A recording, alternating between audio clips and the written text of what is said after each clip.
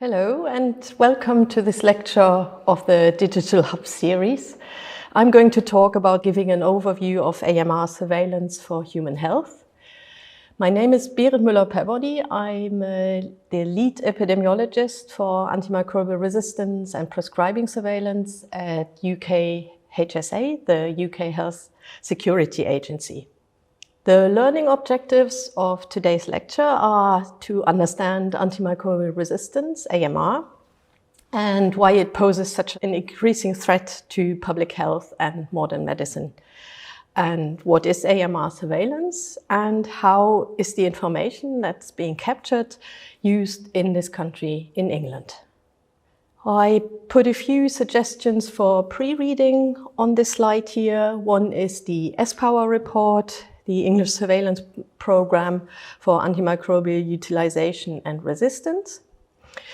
I would also recommend having a look at the review on antimicrobial resistance, which was, or the committee behind this report was chaired by Sir Jim O'Neill, an economist who was asked by the UK government to produce a report on AMR.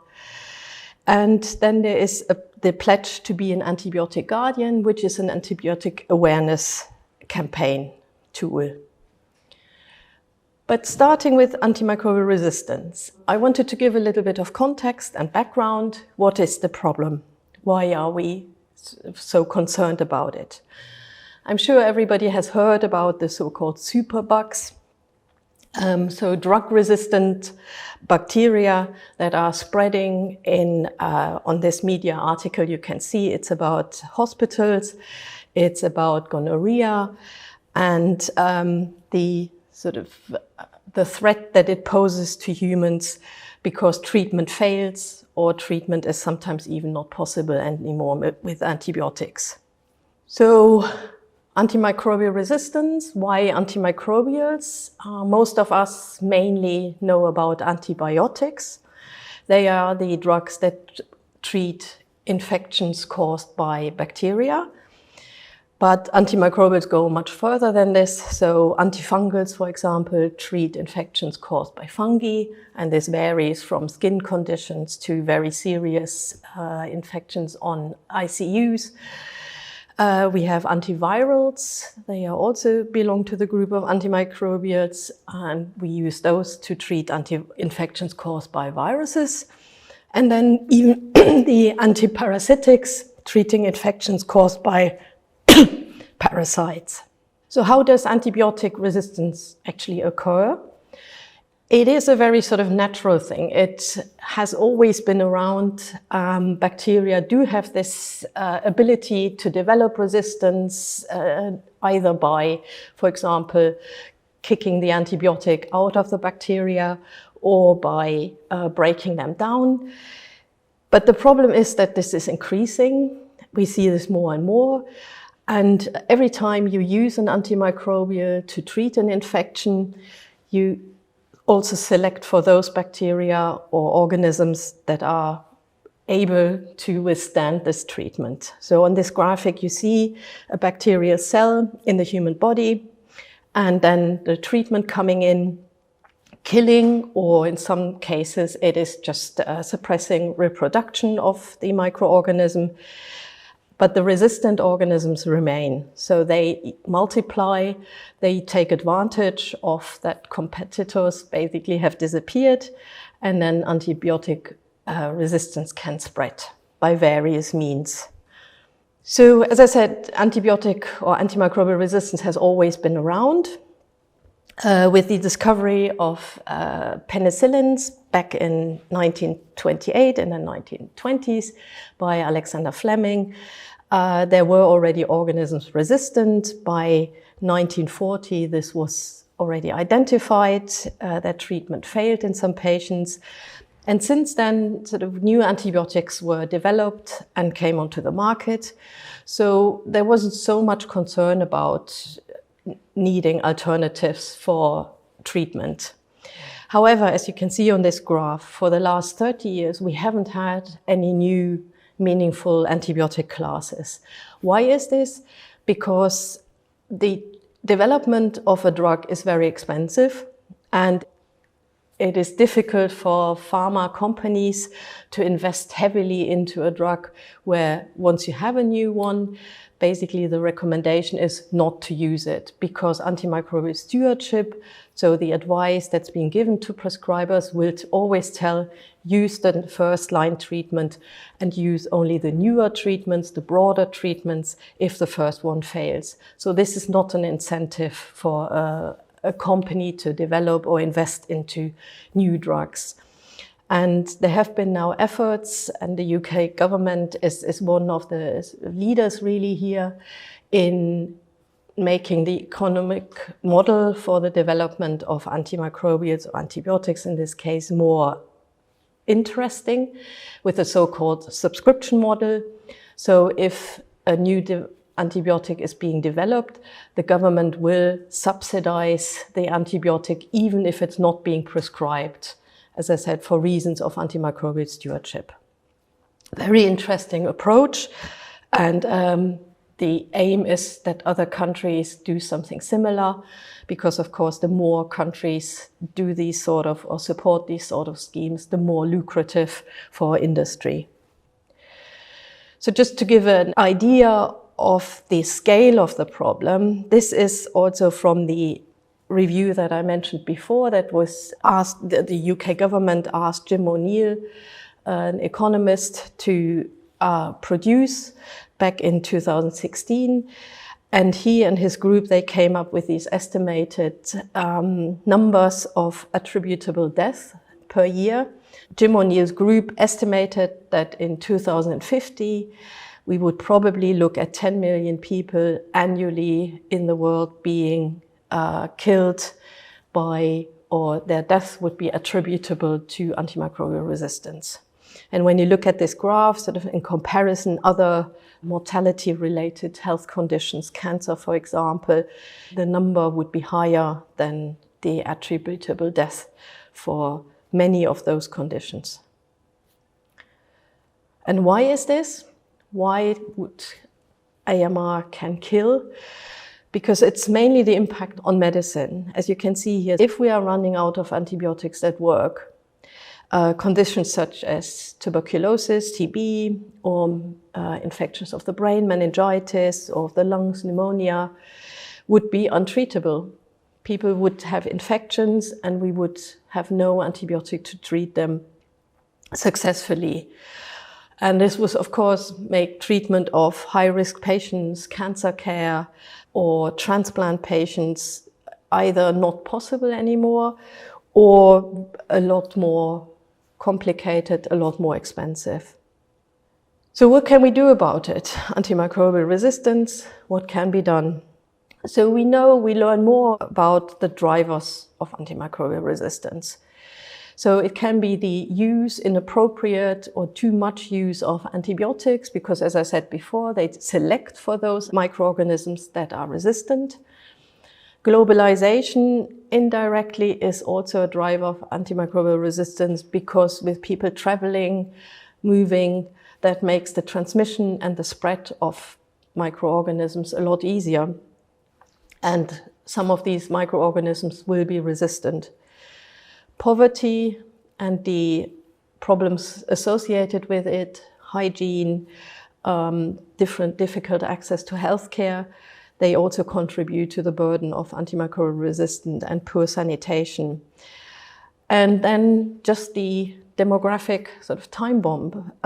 We have increased, more intensive healthcare interventions for an increasingly frail elderly population.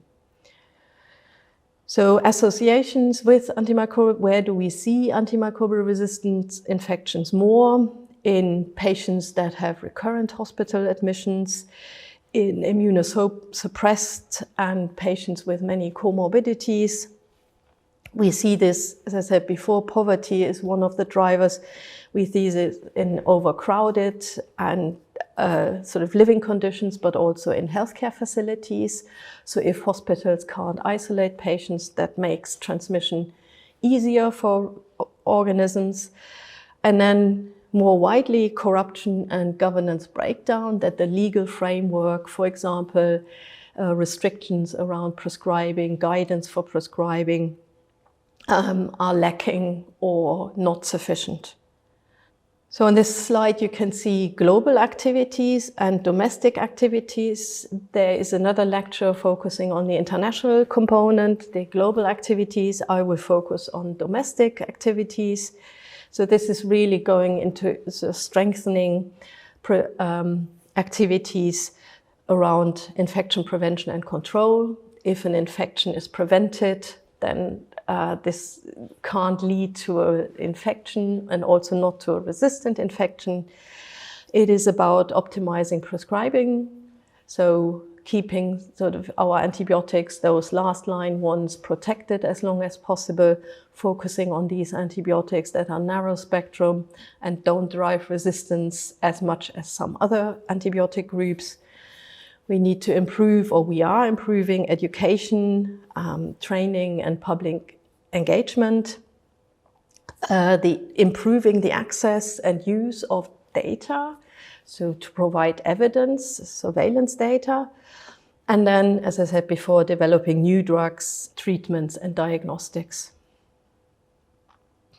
One important aspect here is also I am focusing on human health, but there is obviously a very important One Health approach here, because antibiotics are not only used for humans. Antibiotics and antimicrobials are also used in agriculture.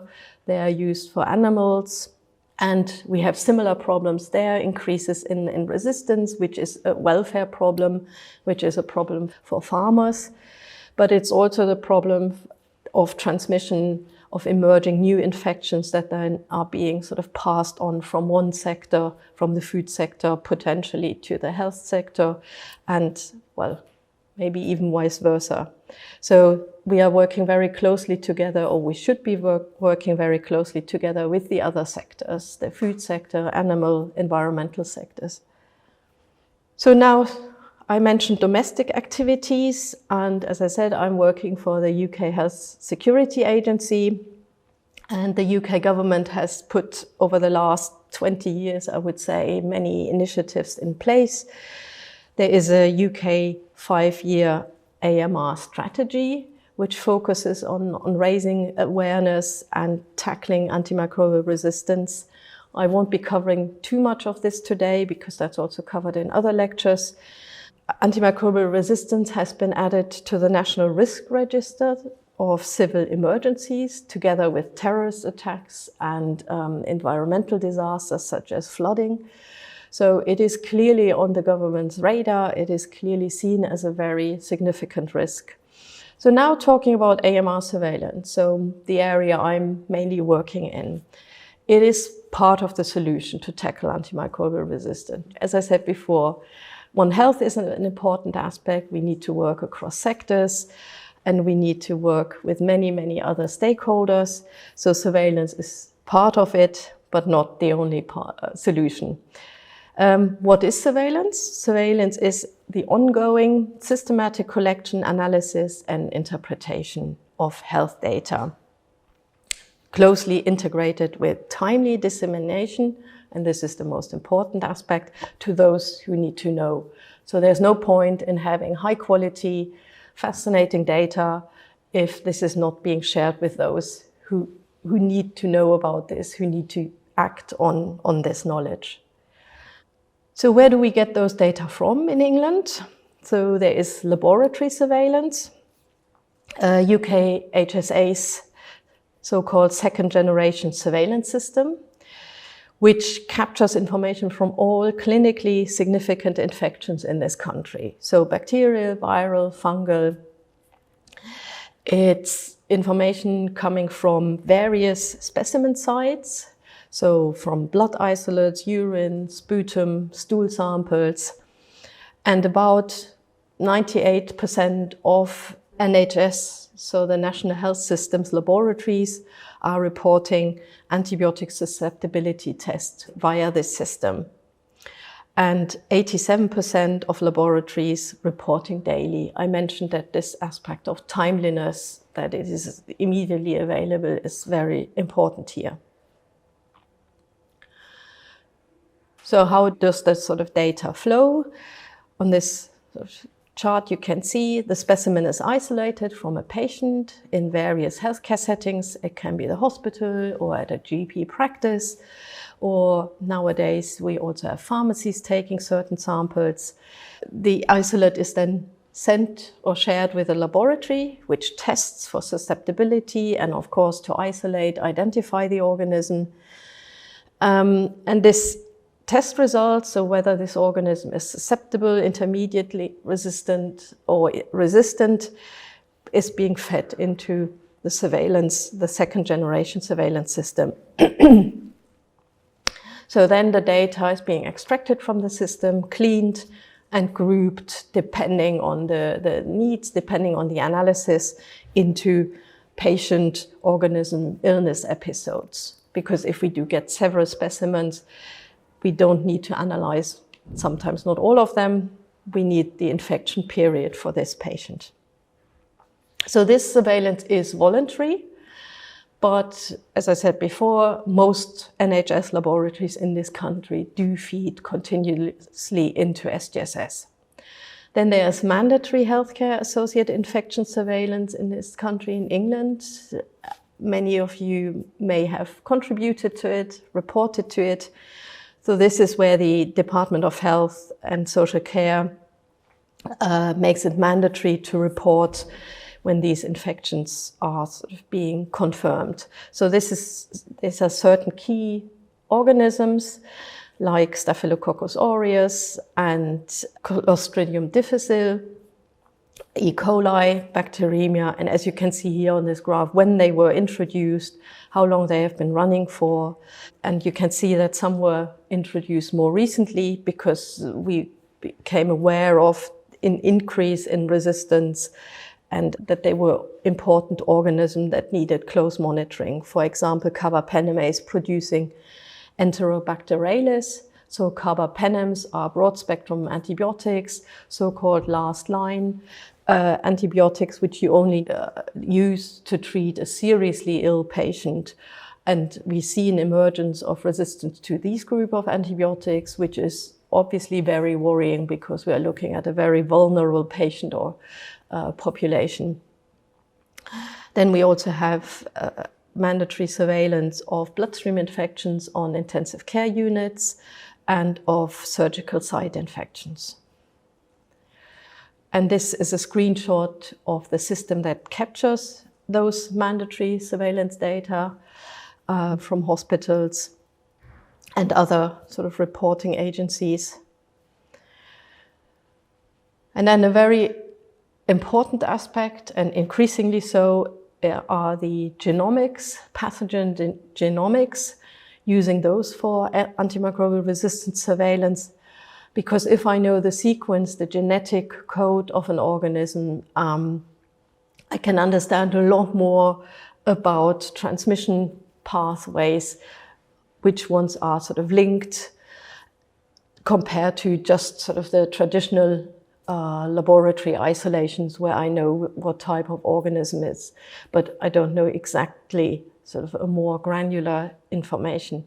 So the UKHSA have just at the beginning of this year published their genomic strategy, and this is clearly evolving, and it will enable healthcare practitioners and also policymakers to implement targeted infection prevention control programs and also targeted antimicrobial stewardship, so aimed at prescribers. Sort of not an ongoing surveillance, but something that we have just done at the end of last year. Many NHS independent sector hospitals participated in this National Point Prevalence Survey on healthcare-associated infections and antimicrobial usage. So as prevalence means it is just one point in time, so it is not ongoing surveillance, but it gives us the opportunity to understand in more detail the situation. This was focusing at acute care and mental health and community hospitals. So we had point prevalence surveys for this before. The last rounds were done in 2011 and 2016 as part of an EU-led initiative. So the European Centre for Disease Prevention and Control in Stockholm was coordinating this. This time, as we are not a member of the EU anymore, we had to organize it ourselves. So we repeated this, as I said, last autumn, and results are about to be published. The team are still analyzing, but we are hoping, or they will be shared next month. And as you can see in this table of the development, I also added a few surveys that were done before, so not as part of this European initiative, so always difficult to compare. But you can see here the prevalence of healthcare-associated infections and the total number on antimicrobials used, on antimicrobial use prevalence. So the surveillance outputs, as I said, it is, yes, gathering the data is one step, but then what do we do with this? How do we analyze it? How do we share this? As I said, I'm an epidemiologist, so epidemiology, before the pandemic, nobody knew about us. Now it is a lot more on people's radar, what epidemiology is and what epidemiologists do. It is the science dealing with the spread and the control of diseases, and also other factors relating to health in populations and other groups. So populations mostly will be human, but there's also epidemiologists are also working in animal science and other areas. So this information that's gathered is then used to identify and evaluate the risks of outbreaks of disease, and of course also to help prevent their spread or return. So epidemiology is about person, place and time. So who is affected, where are they affected, and how often or what time period. Data for action, so the data that we collect, clean and analyze, they are then being published. We have a website openly available, so-called fingertips, where AMR indicators are being published on antimicrobial usage, on antimicrobial resistance. This can be used by policymakers, by the public, obviously also by healthcare professionals. NHS, the National Health Service, have their own dashboards, which only healthcare professionals can access, Future NHS, and we are sharing information with them so that they also can see this directly. And you can see also the SPower report that I mentioned at the beginning, which is an annual report looking at trends of resistance, providing the data behind it so that people can analyze themselves or develop their own graphs or drill down into an area that they are more interested in.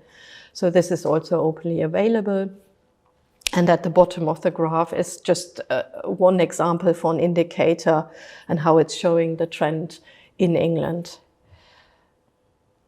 So we do internal monitoring. We are quite a big team of epidemiologists, data scientists, clinicians, and we look at the data ourselves on a monthly basis in a bigger team and see whether there are any flags, any signals of worrying trends that we need to feed back or alert people. So this is an example of piperacillin tazobactam, another broad spectrum, a very important antibiotic, and resistance in E. coli, because this antibiotic is being used increasingly in hospitals. And if we see, and what we see, a resistance increasing as well, this is information that prescribers need to know.